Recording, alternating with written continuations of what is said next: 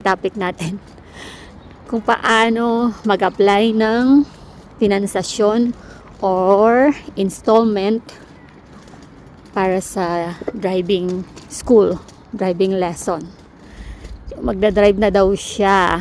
Bienvenido a la autoescuela. Y cualquier cosa que necesites, estamos aquí para ayudarte. ¿Vale?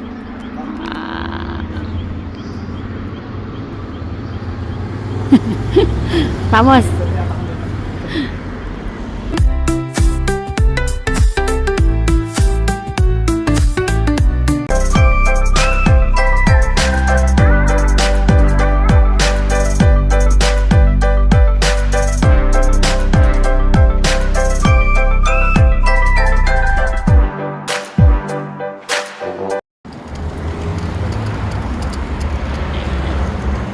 This week, sobrang ganda ng panahon.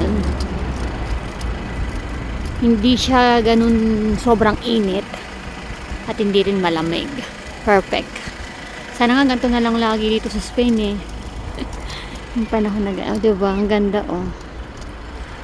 Ganda ng ganyang paligid. Dito sa side na to, ha? Dito sa ito na sabihin ko, dito sa side na to, ang ganda ng mga building, ganda ng view. 'Di ba?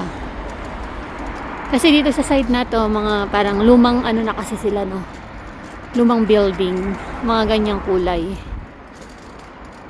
Kapag ka dito sa dito sa zona namin, pagka ganitong building yan, mga bagong tayo. Bagong gawa. Ayan. So, for today's video, mag-e-enroll daw siya sa driving school niya. Actually, matagal na yan. Ngayon lang kami nagkaroon ng time. So, sasabihin ko sa inyo kung paano mag-installment process para sa driving school dito sa Spain. Pwede rin guys yung ang tawag dun sa Tagalog? Hulugan. Hulugan ba yun, Pogi? Hulugan. All month, di ba?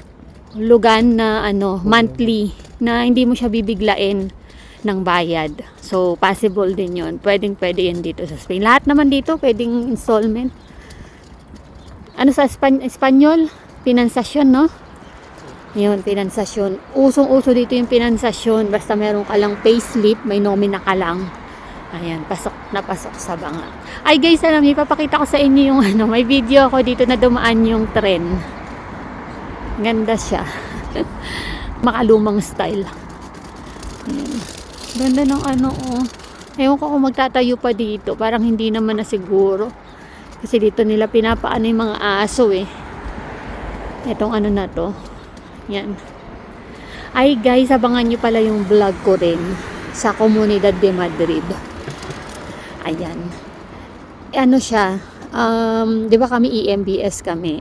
Actually, itong EMBS, agency lang to ng mga sangay ng gobyerno na tumutulong para sa mababang paupa ng bahay. So, i-upload ko siya. Abangan nyo yan, guys. Kasi for today's video, yung tayo ang topic natin. Kung paano mag-apply ng finansasyon or installment para sa driving school, driving lesson. Magdadrive na daw siya. Okay lang naman yun guys. Magdadrive lang naman eh. Wala pa namang kotse. Habang bata pa matuto. Ha? Habang bata pa daw matuto. Mga 40-hin. Hirap naman.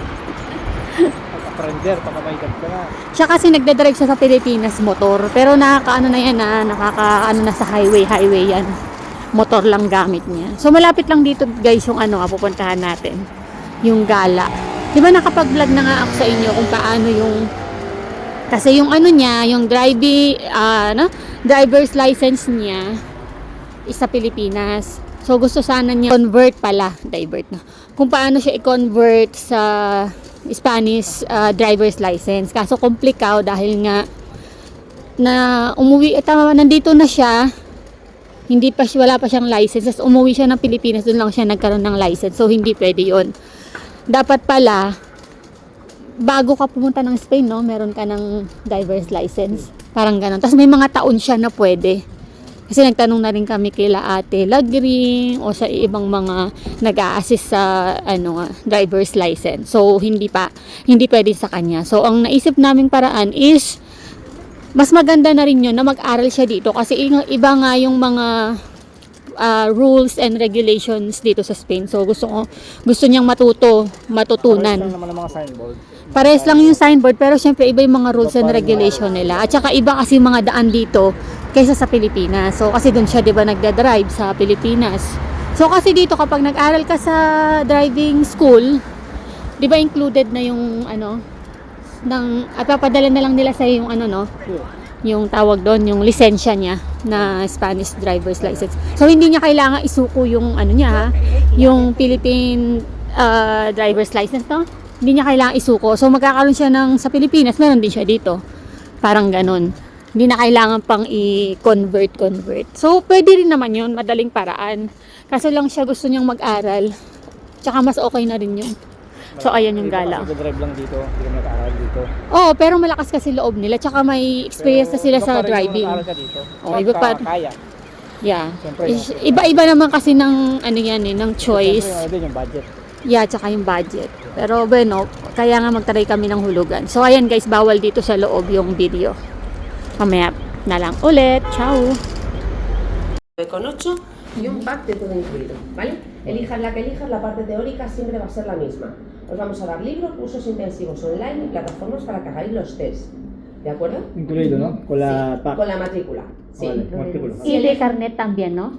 Ahora os explico. Si elegís una de estas dos matrículas, una vez que queráis ir a examen teórico abonáis tasas más gestión. Esta es la parte teórica, ¿vale? Esta es la formación teórica. Estas tasas os van a dejar examinaros 2 veces. Vale. Cada vez que gestionemos el examen, gestión teórica y gestión práctica, os la cobramos, ¿vale? Son unos gastos de gestión. Desde que os matriculéis tenéis hasta 6 meses para poder aprobar la parte teórica. Vale. Una vez que aprobéis la parte teórica tenéis hasta 2 años para la fase de circulación, ¿de acuerdo? Aprobáis la parte teórica y os pasamos a un cuadrante. ¿Qué quiere decir? Que nos tenéis que dar vuestra disponibilidad siempre de lunes a viernes obligatoriamente. No podemos daros servicios si vais a coger 2 clases, 3, de lunes a viernes. 2,000 years later. Katatapos lang natin nag-apply ng finansasyon. So, ang kailangan nila is DNI, NI or NIE, tsaka yung nominal lang, payslip ng ultimo, yung last month na nakatanggap ka ng payslip. So, eto nga, i-explain ko sa inyo kung ano yung pinaliwanag sa amin. Kasi Espanyol, mabilis siya mag-explain. Pero bueno, naintindihan naman namin. So, ayan, meron siyang pack todo incluido. Ibig sabihin, package na siya. Ayan, kasi pagka kasi inano-ano mo siya, yung pack matrikula, tapos magbabayad ka per klase, iba pa yung bayad sa examen, iba yung bayad sa practicas o sa practical. So, kaya mas pinili namin na yung pack todo incluido. Ibig sabihin, lahat-lahat na. So, meron siyang 22 classes. Practical ng 45 minutes, tapos yun na yung kasama na yung mga exam, tapos yung license mismo na ipapadala na sa inyo pagka naipasa mo yung mga examen. Tapos ayan, dito kasi mas pinili ko tong 65 27 monthly kasi mas magaan siya. Baga pwede mo pang pagtrabahuhan, di ba? Pag sasahod ka or pag magkikita ka, makakapagbayad ka monthly, 65. So, in 15 months. So, parang 1 year and 3 months mo siyang babayaran. So, in total, 979. So, actually, hindi naman talaga siya totally 65 siya, pero babayaran mo yung siguro, yung insurance. So, meron siyang insurance din na nagkakahalagang siguro mga mga 50 o 60 euros. Pero mababa mo lang siyang babayaran, parang 5 euros kada mes. So halimbawa yan 65 al mes yan, 'di ba? Plus 5 ang siguro na niya. So ito ipapakita ko sa inyo yung kanyang ginawang breakdown kung paano yung bayaran. Wait. So ang company na nagpapautang is Cofidis. So ayan. Diba? 979 in yung total niya. Ito ba, Pogi, yung Ang aaralin mo ba dito is automatic o ano? Hindi pala natin natanong. Oo, Ay, automatic. wala silang automatic manual. Yeah, dapat manual talaga. So, ayan, 979 ang total, lahat-lahat. So, in 15 months, and Coffee Dish yung company na nag-aano ng finansasyon, ng financing, ano. So, ito, ayan. Kung nababasa nyo, ayan. 65 plus 5, 87 yung siguro. Yan, so, ang unang payment namin is sa April. So, next month. April 2 daw or 1. Gano'n. So, ayan. 71.14. Hanggang sa, ano, pababa siya ng pababa. Pababa ng pababa yung siguro niya. Una is 5, 587, 548, 509, mga ganyan. So, parang hindi naman siya mabigat, diba? Kung tutuusin. Pero 65 siya almes talaga. So, aparte doon yung siguro. Or yung insurance niya. So, ayan yung aming, pinakita ko na sa inyo yung aming babayaran sa loob ng 15 months. Ayan. So, ang total niyan is 979 para makapag-aral siya ng driving, ano, yun nga, ng pagdadrive. Ayan ang mas malinaw. So, ayan. Sama yung siguro 71, tapos magiging 70, 70, 69. So, yan yung babayaran namin monthly hanggang 15 months. Ayan. So, aside from that, meron silang kursos intensivos presensyales. So, iba to Iba siya. Ayan, yung programas, kursos, entre semana. Parang 4 days yan, dire-diretso. So, ayan, Gala, Puente Alcocer kami. So, Lunes hanggang Thursday, Lunes a Huwebes, alas 5 hanggang 8:45 ng gabi. Ayan, 1 week yan. 4 days pala, dire-diretso siya, tuwing hapon. So, kung gusto mo ng face-to-face, kasi yung incluido sa package na kinuha namin is online lang yon. So, bibigyan sila ng libro at bibigyan sila ng site kung saan sila mag-aaral. Hindi ko alam kung parang kung gusto mo ng panghapon ka. Kung gusto mo pang umaga ka, yun ang sabi. So, ayan. Ang bayad dito pala is 49. Ayan, 1 kurso intensivo presential plus siguro the examen teoriko. So, 49 ang babayaran mo in just 4 days na kursos intensivos. So, parang intensive course, face-to-face classes. So, yun sa English. Kumbaga, kung gusto mo ng face-to-face, yun. Papakita ko sa inyo yung parang yung ano nila, yung classroom nila, nakuhaan ko ng konti. Bawal kasi mag-video doon. So, ayan, wala pang binigay na libro, so mamaya pa daw tatawag. Ibibigay yung libro, ipapakita ko na lang sa inyo later on yung mga books na bibigay, and then kung paano yung klase nila via online. So, parang may ibibigay na site. Ganun. So, nandito tayo sa Mercadona ngayon. Mamalengke muna tayo. So, ayan na. Tinanggap yung... So, bago pala i-accept ng Coffee Dish yung ano nyo, yung finansasyon nyo or yung installment process, kailangan mo nang dumaan nga sa ano.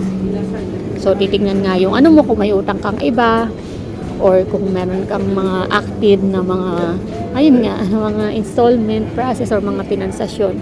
Kaya, pero approve naman. Kaya ayan, mag-start na siya ng klase niya. Baka sa Monday yata.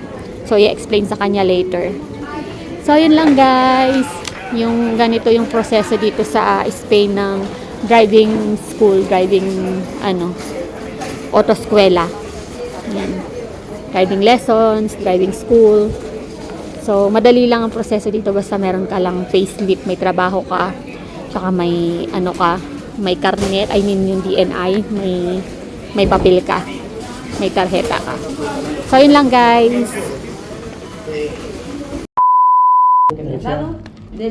Todo esto es lo que lleváis en la hoja informativa. Desde hoy 6 meses para poder aprobar el teórico y hasta 2 años para la fase de circulación. Si llegara el caso en que no apruebas en 6 meses, abonando 100 euros, te ampliamos 3 meses más. ¿Vale? Esto es lo que has comprado con la matrícula, las 22 clases. Esto es online. Sí, todo lo que es la parte online.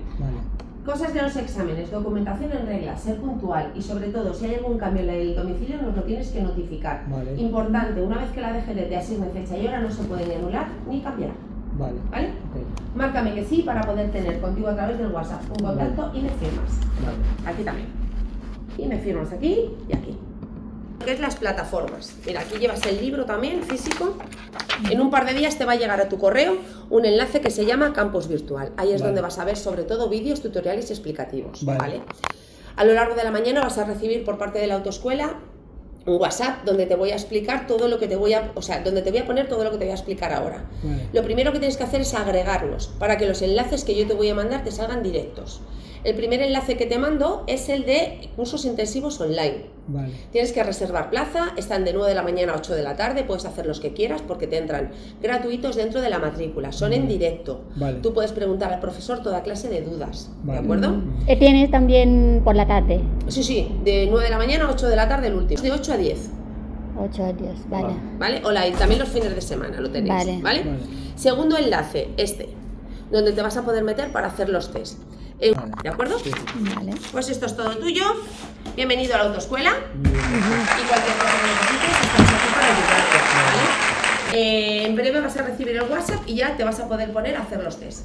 Vale. Y por ejemplo, él quería hacer El clases. curso intensivo, Ajá. el curso pues tiene que abonar los 49 euros y reservar plaza en el que él quiera. Una semana, ¿no? Los 4 días, sí, de lunes a jueves. Vale, ¿Vale? vale. Si no le viene bien este mes por el horario, en abril también tenemos que nos pida las fechas de los cursos intensivos, abona los 49 euros y reservamos plaza, ¿vale? Porque Vale. son plazas limitadas. Vale. Vale. ¿De acuerdo? Vale. Venga, pues muchas Gracias. Buen día. Venga.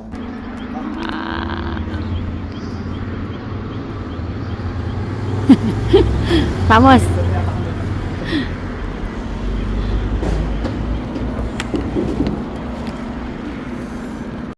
So, eto na nga yung binigay ng gala. Ayan. So, yung niya, yung ito, bienvenido. So, welcome, may kasama siyang book. Ayan, isang libro siya. So, nandyan na lahat yung mga pag-aaralan nila, kung anong mga sign, mga ganto ganyan. Ayan, mal, bien, kung paano yung pag-seatbelt. Yan, lahat nandito. So, kailangan niyang pag-aralan yan. So, ituturo naman sa kanya ng teacher niya yan. And then, eto, yung kanyang notebook. O, diba? Gala din. And then, merong ballpen na gala. Ayan. Tapos, ano pa itong mga to? Ayan.